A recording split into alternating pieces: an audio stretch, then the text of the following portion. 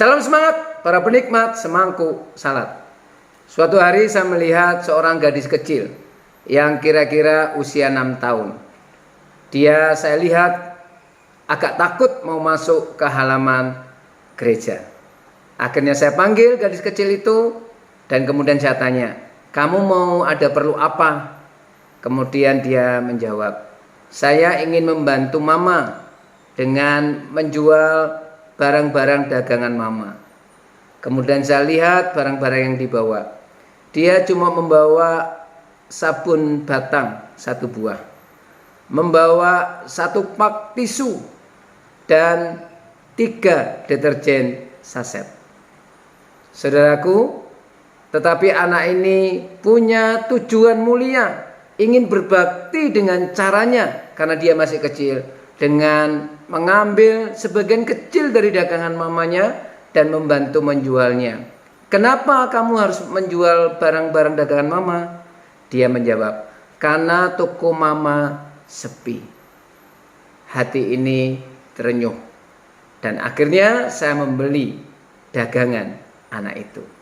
Saudaraku yang terkasih dalam kasih Tuhan Yesus Kristus, betapa senangnya hati mamanya atau orang tuanya ketika melihat apa yang dilakukan oleh anak kecil ini.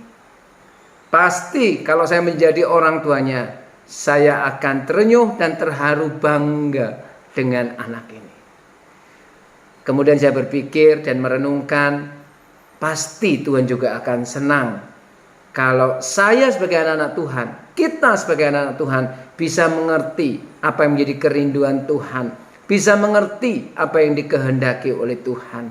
Untuk itu saya diingatkan oleh ungkapan pemazmur di Mazmur 143 ayat yang ke-10 berbunyi demikian.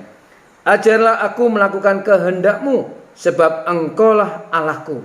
Kiranya roh-Mu yang baik itu menuntun aku di tanah yang rata."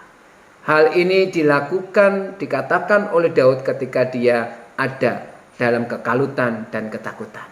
Tetapi justru dalam kekalutan sekalipun, Daud meminta supaya Allah mengajari dia tentang kehendaknya. Karena bagi Daud, melakukan kehendak Tuhan, melakukan kehendak Allah, itu yang terbaik. Itu adalah pilihan yang terbaik dalam hidupnya. Dan Tuhan suka hal itu.